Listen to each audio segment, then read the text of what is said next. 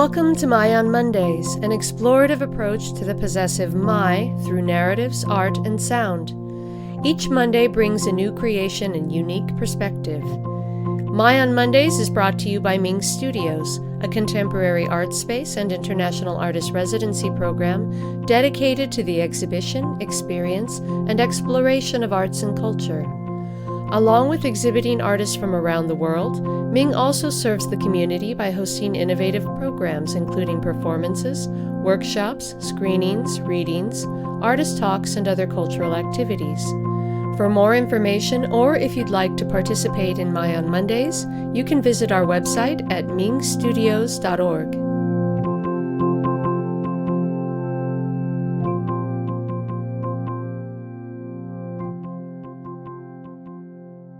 Hello and welcome to the 49th episode of My on Mondays. My guest today is Jacob Mitas, a luthier and bowmaker based in Portland, Oregon. In our discussion, Jacob talks about his own path into the craft of luthiery, its practical aspects as well as some of the more mysterious, along with the very surprising factors that affect instrument making on a global scale. You are the only luthier that I know aside from my father. And so I don't have a whole big sort of menagerie of luthier social life. So most people don't. Yeah. Except for us luthiers, where we're just surrounded by it Yeah, and I living and bet. breathing it. Well, I guess maybe before luthiery, I imagine you're also a musician because I can't imagine a luthier not also playing music. Yeah, I personally, I would be less interested in this work if I didn't play. But Mm-hmm. I do know quite a few successful makers who just don't play at all, You're like kidding.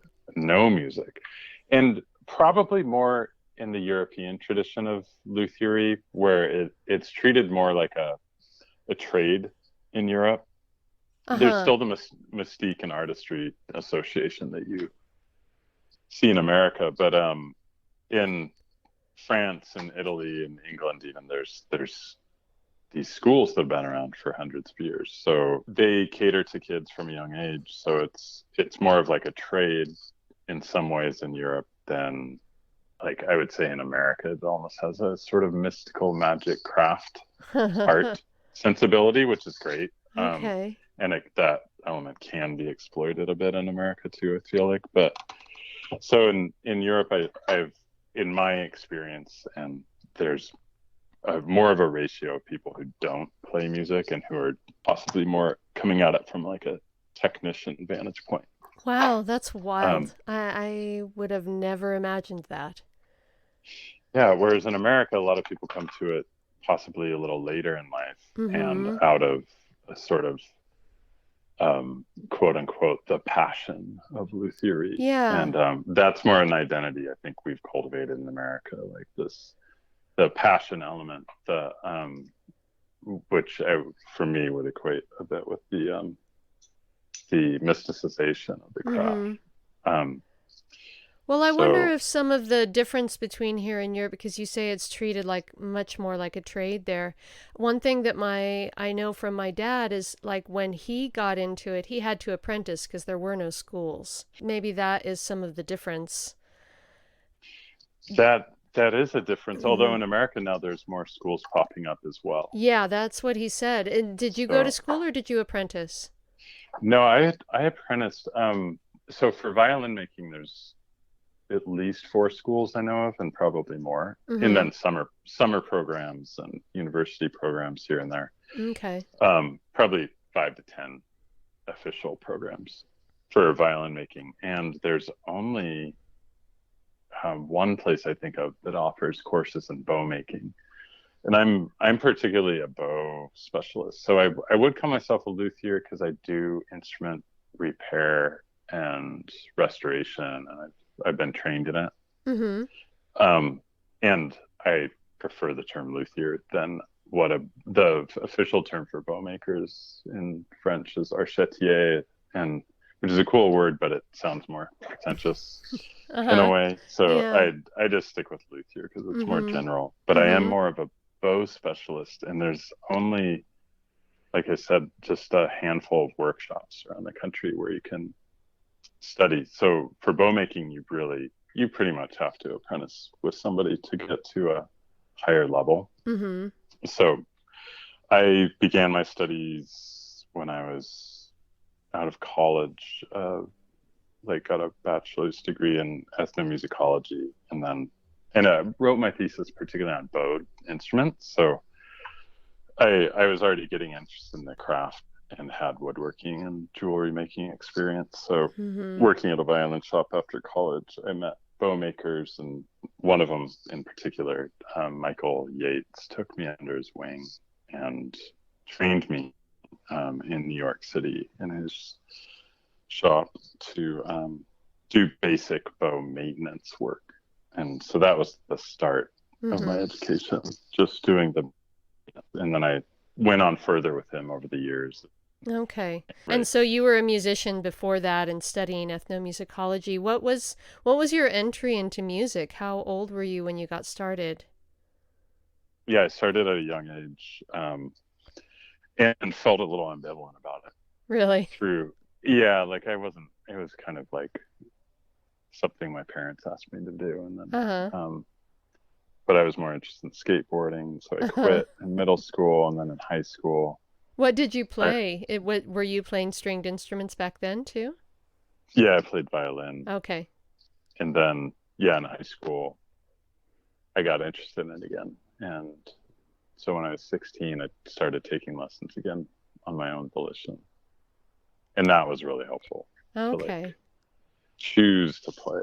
And then Mm-hmm. got really into it in high school and college, even though I was like way behind other students my age, but I was very committed to trying to get into classical technique. And there are some Mm-hmm. pieces that were really hard that I wanted to be able to play. Mm. So Okay. I was pretty driven back then. Yeah. And you continue to play then as well? Yeah, I'm not on the classical track so much, but I play Mm-hmm. more like improvisational ambient music with a percussionist, and um, some folk traditional music too. Like I was in a band for years that played Balkan dance Oh. music, Oh, um, interesting. Okay.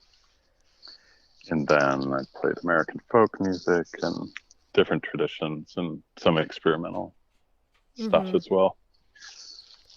So I guess one of the things that I'm curious about is what attracted you to the work. What was the initial spark for you? Was there something in particular? Or was it just a set of circumstances of one thing leading to another that sort of got you interested? How did it come about for you? Because it's not super common, really. Yeah, I think initially I wanted to be a violin maker, and Mm, that was through playing and just sort of being fascinated by the complexity of the violin as an object, and being kind of blown away by how they were made. And mm-hmm. it was at a time in my life where I was like trying to pursue things that I just couldn't understand. Like I studied Chinese language in college, and I think my interest in violins was almost similar in a way where it was like, I don't understand, can't fathom how this came together, Huh. so I want to do it. Oh, um interesting. so that was part of the draw, but also like being involved in a craft which I was already drawn to. Like I was a visual artist, and Mm-hmm. or I am a visual artist, and I had made furniture. My dad's a furniture maker, so I grew up around that. And as a striving violinist, it was just kind of this way of drawing all that together into Mm-hmm. one field. So it was really appealing to me as like Okay. an occupation. And then as I worked in a shop, I got more interested in the mystique of bows, because bows are less understood, and there's less makers, and there's a little bit like magic elements to them, in the sense Hmm. that they're like musicians often compare them to the wand. Hmm. um, like you have to choose your wand because it's like Mm-hmm. the thing that activates the instrument. And they all behave differently and draw different sounds. And so there's this sort of magic to it that I think is achieved, with a combination of like study and actual technical elements. But there's always bows that just don't make any sense on a technical level, but just work incredibly. So Oh, interesting. that appealed to me. So now I'm a bow specialist, but I still do my luthier work as well, meaning the upkeep of violins, violas, and cellos. So my shop is kind of like a full service shop with an emphasis on the bows. I was looking at your website, and one of the things that you have on there is period bows, which I find really interesting. And you have one of them listed as the design being from around 1775. Can you tell us a little bit about this bow in particular, why you chose this particular bow? Is there something special about it, or is that, sort of one of the few that you could find from that period? What is it about this bow that makes you choose to make it in particular? That was a commission from a player who was looking for what they call a transitional bow or a classical bow. So Okay. that era of classical music is that's the era of like Mozart and Haydn, and the bow was evolving at that time away from a curve that had gone upward away from the instrument and a curve that was starting to curve down toward the instrument when you play. Yeah. And that curvature downward allowed for all this new technique. So the development of classical music, or what we call classical in general, like compositional Western music, like the bow evolved with it, or you could say that the new composition evolved with the bow. So as the bow changed, it allowed musicians to do new things, and then that changed music.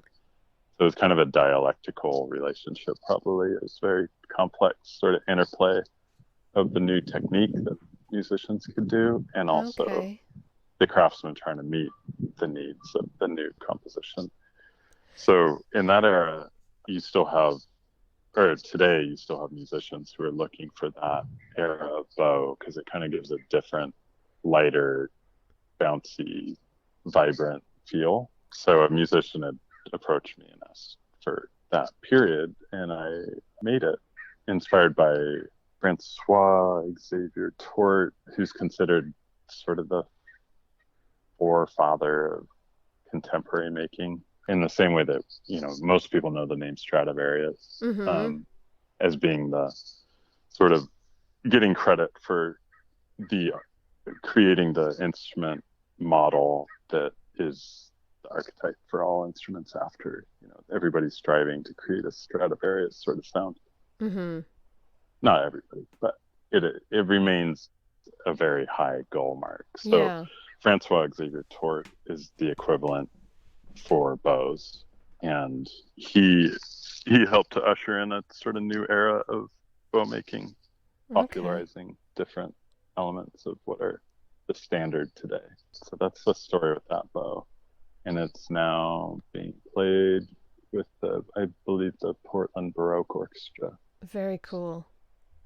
So I'm curious. So you work in Portland, but you worked in New York and Philadelphia and Taipei before you opened your own business.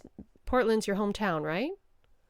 Yeah, Okay. yeah. And I went to college in New York, and then I moved back here. I worked in a violin shop for a while, and then just traveled for a bit in my 20s. Like I went to Shanghai, and then I ended up in New York, where I did that apprenticeship for bow work and then bow making, and then had the amazing, strange, wonderful experience of working in like fancy violin shops in the Upper West Side, and working with big orchestras in town and soloists passing through, and going to Carnegie Hall with free tickets, and so it was like this really lucky, serendipitous experience of getting thrown into the sort of upper echelon of like Luthier slash bow work.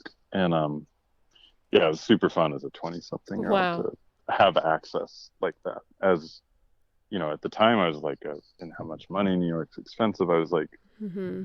more of an artist type, living in a warehouse with 16 people, like warehouse rooms with no windows, and like kind of Oh my roughing it in New gosh. York, Yeah. Yeah. yet going to Carnegie Hall and the big concert halls and my scruffy suit jacket, and No, that sounds so incredible. for me it was super fun Mm-hmm. period to kind of have access to that elite world of classical music, and then also the more down home artist scene that I had another foot in. So I'm curious because I didn't realize that you were a visual artist as well. Can you tell me a little bit about that work that you do? well, now it's turned more into just sketching and watercolors here and there, and Mm-hmm. like I never really developed a full-fledged identity as a visual artist, but I've just really enjoyed Yeah. drawing. And so, and in some ways, like one thing about this craft is that it's allowed me to continue creative work without the pressure of identity around it, Mm-hmm. because it's like I have this, footing and foundation and this other craft. And therefore, with my art practice, it's more of an outlet and needs to be more playful, since my Luthier is so exacting and technical, and Mm-hmm. so it's been kind of liberating that way. But it also means that I don't put a lot of hours consecutively into it. Mm-hmm. But But it's so I something that you enjoy doing, and it is fulfilling. totally, yeah, Yeah. it's like joyful and Yeah. fun. And That's the um, best. I mean, that's really, I mean, I feel like that's really where it's at. I think so many people try to make a living from their art, and it's really, really great if they can. I'm certainly not poo-pooing that idea at all, but I think for a lot of people it really does end up taking a lot of the initial joy, which is why they got into it in the first place. So, great. and Yeah, and that's been and a then they quit conflict. completely if they can't. There's other people who quit completely if they can't make a living from it. So it's really nice that you found that balance. Yeah, well, striving to find the balance, really. There's been other times where I felt like I had it. Like after living in New York, I moved to Philadelphia, and it was a lot more affordable there. And Mm-hmm. I found a dream job at this shop called Vintage Instruments, where they gave me a lot of freedom of time. Mm-hmm. And so I could work 20 to 30 hours a week, and then the rest of the time I played in a band, and I spent more time doing video art, or making videos, and like drawing, and Mm. doing working with dance choreographers. And so that period, which was like between 2005 and 2011, was like something probably I'll always be trying to get back to, whereas that Mm-hmm. really achieved that balance. After living in Philadelphia, I moved back to Portland and bought a house and started my own shop. What made And you decide to move back? my family's here, Okay. and the landscape, the mountains are Mm-hmm. here. And I've always had a divide between East and West Coast, where I'm, Mm-hmm. family on the West, friends on the East, work on the East Coast, so I just reached a point, I guess it was my mid 30s, where I couldn't fathom doing that plane trip over and Mm-hmm. over and over the rest of my life. Yeah. And I still do. I mean, to visit friends, but Mm-hmm. it's different now that I'm rooted here. Mm-hmm. So yeah, and I'd reached a point in my training where I felt like I'd absorbed so much, like working the big shops in New York and Philadelphia, that I was kind of ready to go on my own, and Mm-hmm. like start my own shop. So the balance in terms of art and what I would call my creative art, drawing, music making, composition, Mm-hmm. etc., with my craft slash business, it's pretty out of balance right now in terms of like I have a lot of work to do, but it's fine because I'm very grateful for the amount of work and the client base that I have. Mm-hmm. I guess this brings me to my next question when you talk about the work and your clients. This is something I'm just kind of curious about, and maybe this is me romanticizing the process a little bit, but I imagine that you develop a relationship with some of your clients, and do you sort of do the same thing with their instruments? I mean, do you have I'm curious if you have say like a particular process when working with a new instrument. Is there something that you look for? What is your process when you're sort of meeting a new instrument? Yeah, oh, that's a good question. Um, yeah, because it is integral, like meeting the musician and their instrument Mm-hmm. becomes kind of unified to an extent. And then you see the relationship the musician has with the instrument slash their music. Mm-hmm. And yeah, so there's a lot of time spent just kind of chatting about that and listening to him play. Mm-hmm. So a violist with the Oregon Symphony recently came over, and we hadn't met before, and he was having trouble with his viola in terms of the tone. So what I'll do is just have him play and listen to it, from some distance, and then I'm close. Mm-hmm. And then I'll play it a little bit so I get a sense and have us both get used to hearing it in the space. And then after that, I'll like do some analysis of measurements and like just seeing where certain parts are in relation to each other. And there's all sorts of minor tweaks that can be done in terms of improving sound and technique. So, and what I'm talking about now is more like a sound adjustment sort of experience, but that will eventually come into play, even if it's somebody at first coming in for a simple bow maintenance issue. Like if you know a client long enough, there will be the sound adjustment. And that's really Mm-hmm. the most profound sort of psychological, emotional relating. It's almost like counseling, Hmm. because professional musicians develop this like really intense relationship with their instrument because they Mm-hmm. spend like 3 hours with it a day, and so much Yeah. of their self-esteem is caught up in it and their identity, and it gets really melded into Mm-hmm. one. So these sound adjustments become particularly charged moments. There's like some voodoo within it, as well as like Hmm. very technical Mm-hmm. tricks and Yeah. things. And for some people, there will be more emotional work that's being done as opposed to others who are just more rooted in the pragmatic. So Mm-hmm. I bring up the sound adjustment just because, in terms of relationships, that's the most sort of powerful, intense part of the job to an Mm-hmm. extent, and that's where you really learn, what people are looking for and their past relationship with the instrument. Fascinating. Yeah, and over time, I imagine becomes more and more refined with Right. each visit. Yeah, and that's what's been so cool about this chapter of my career, having my own shop. And it's just me, and it's like my remodeled garage. Mm-hmm. And whereas in New York and Philadelphia, I worked in these big shops, and the instruments would be received by somebody else downstairs. Then it's handed to you with some sort of description, like, do this, do that, or like player doesn't like such and such overtone, or there's a buzz. And so you Mm-hmm. you miss out on that like actual relationship. I was still able to do that with quite a few musicians in Philadelphia who I'm Mm-hmm. still friends with today, but like now it's integral, it's mandatory. It's like that relationship Yeah. is what's happening, and that's super cool and meaningful for me. It's like Mm-hmm.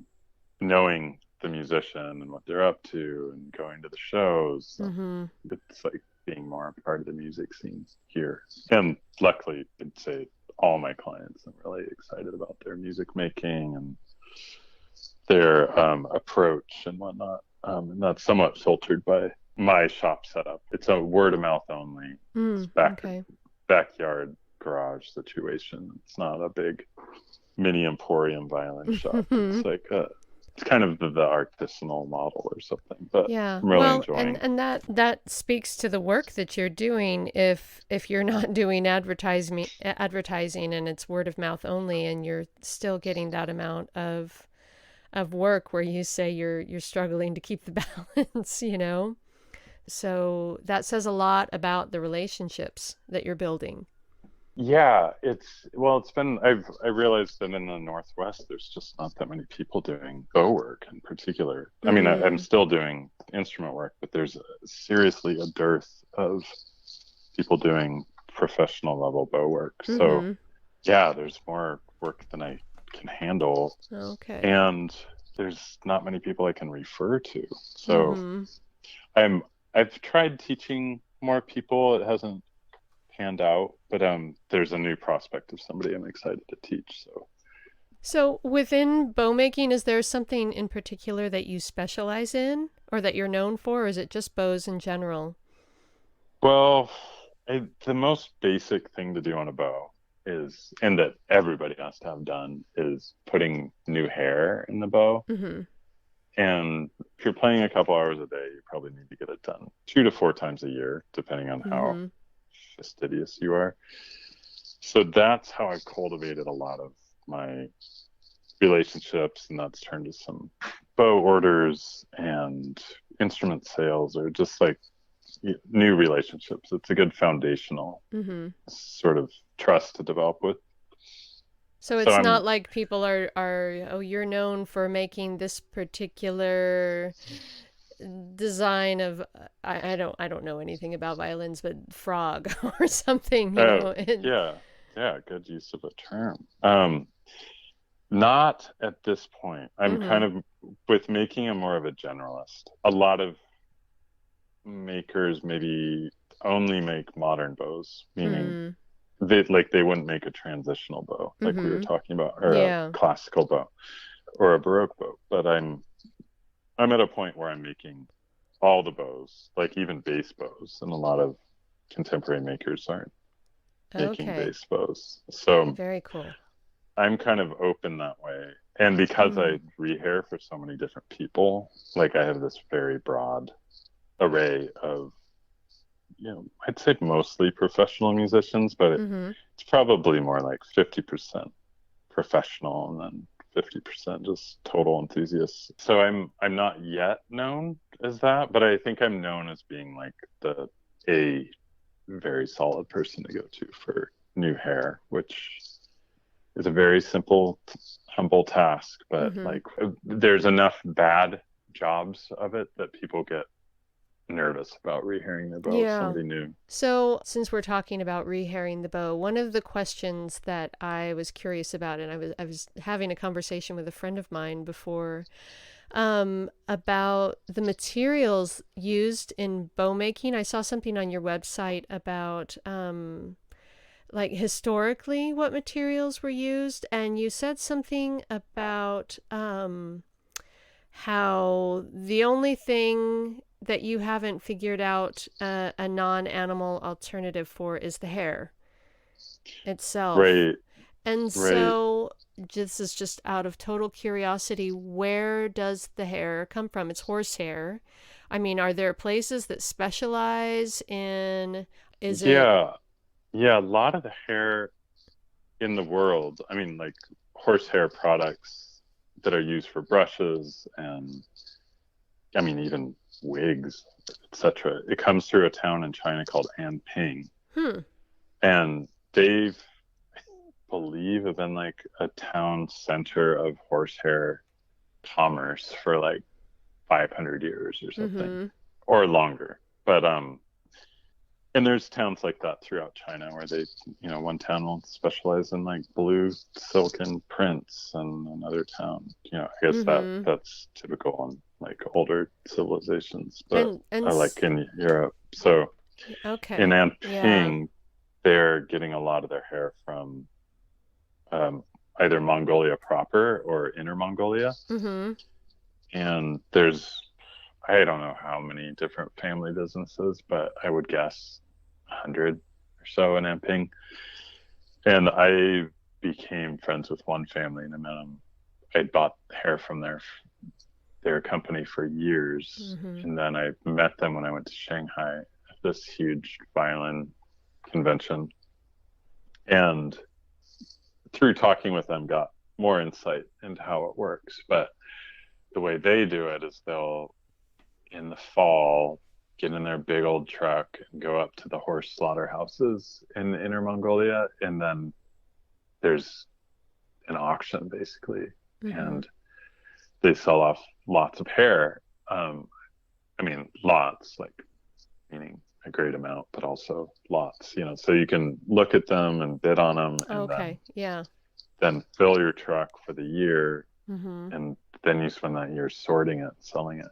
So, And so um, I'm curious, where are these horses? Where were they before? What I mean, were they I think there's a mix of cultivated and wild horses. And okay? in terms of like bow hair in particular, it's best if the horse is in a sort of tundra situation Okay. where there's a like tough hardy grass and less like of a less seasonal differentiation. Mm-hmm. This is how I understand it. Like it's all like I'm yet to read a super good, clear research article about this, and I'm always wanted to make a video about it, something like a little documentary, and actually Mm-hmm. go there and get into the science of it and the Mm-hmm. actual like what's going on here with horsehair. Mm-hmm. But what I understand is that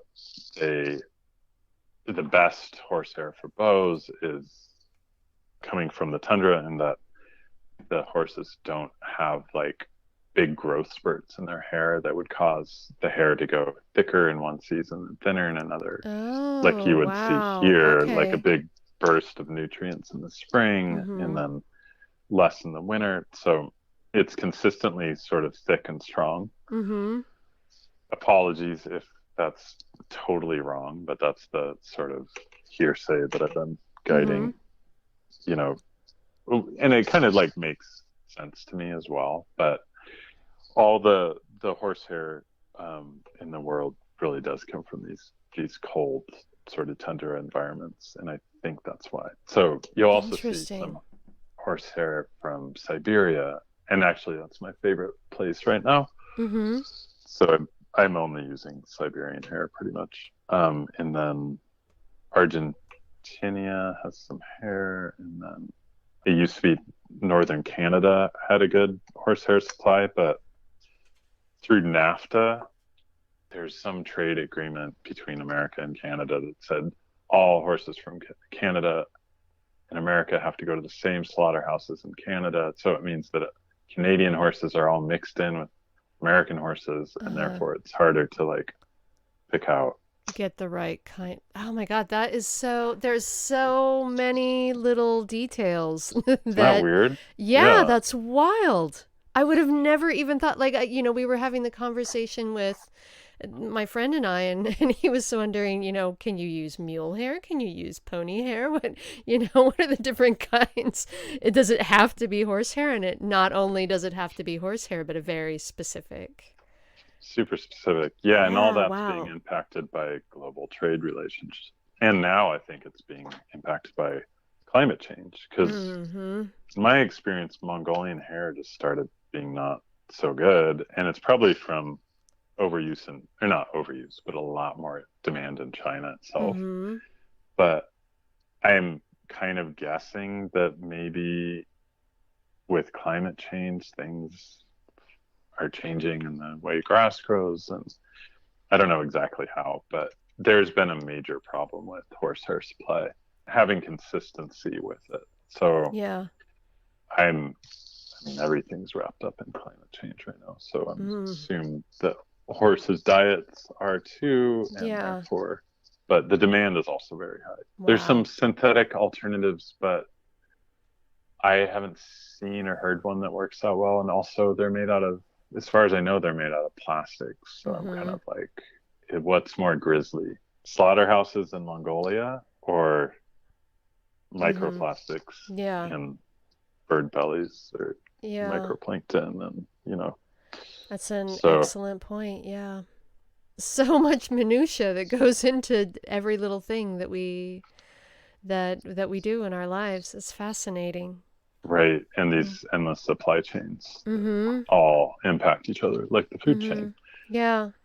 Well, this has been really eye-opening. Thank you so much for agreeing to speak with me today. Oh And yeah, thank you for yeah, hearing me out and yeah. asking and being I curious. maybe I have one more question. I'm curious to know, is there anything that you think people should know about the work that you do? Maybe that is something that's interesting to you that no one would else would think to ask.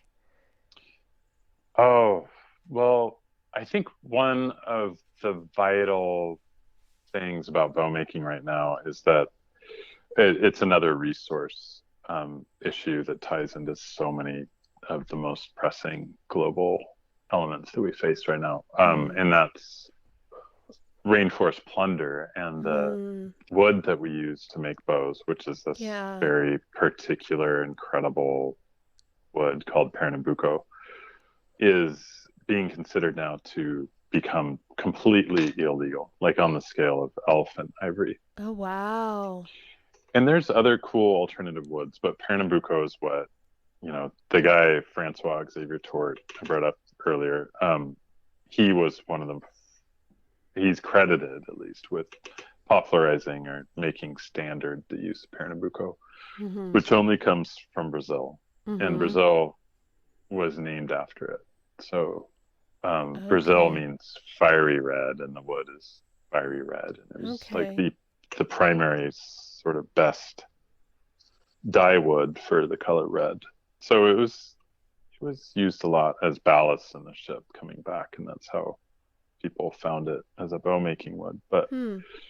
um, yeah, so this wood is being cut down because of deforestation anyway, but it's also there's quite a huge bow market in China and also factories popping up in Brazil, and there's a Mm-hmm. black market. And so it's leading to deforestation, and Brazil is proposing to make the wood completely illegal Mm-hmm. for export. Mm-hmm. So this summer is a very intense period for a lot of bow makers, kind of sitting on the edges of their seat, waiting to see if the International Resources Committee is going to pass what Brazil is proposing. So it basically means our days of using Pernambuco will be numbered, and Mm-hmm. that people's hundreds of thousands of dollars investment in the wood will be sort of become contraband.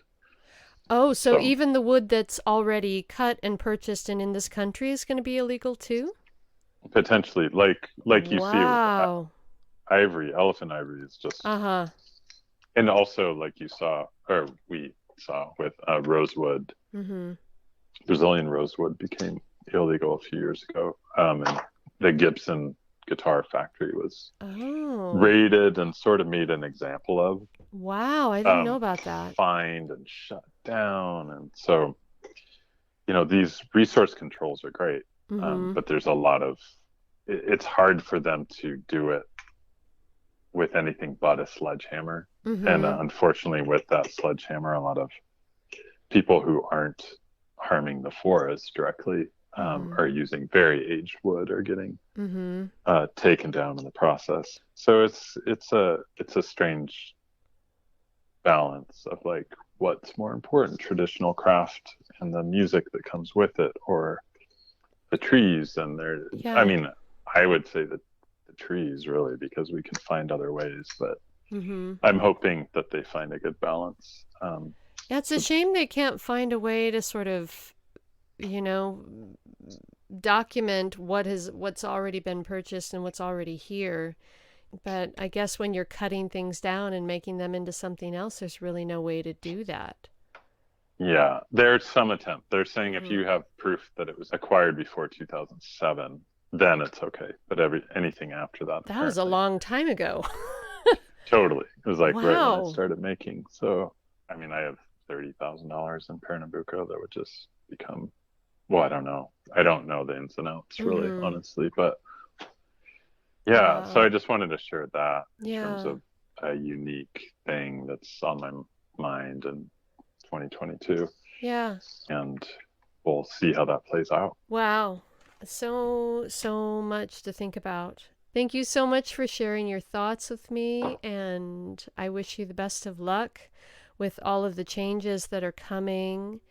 And I hope it all goes really as smoothly as possible for you. It sounds like there's a lot on the worldwide horizon that's going to affect everything that you do. Yeah, thank you. Yeah. Well, thank you so much. Have a wonderful rest of your day. Okay. Thank you, Rebecca. Okay. Take care. Okay. Bye-bye. Bye.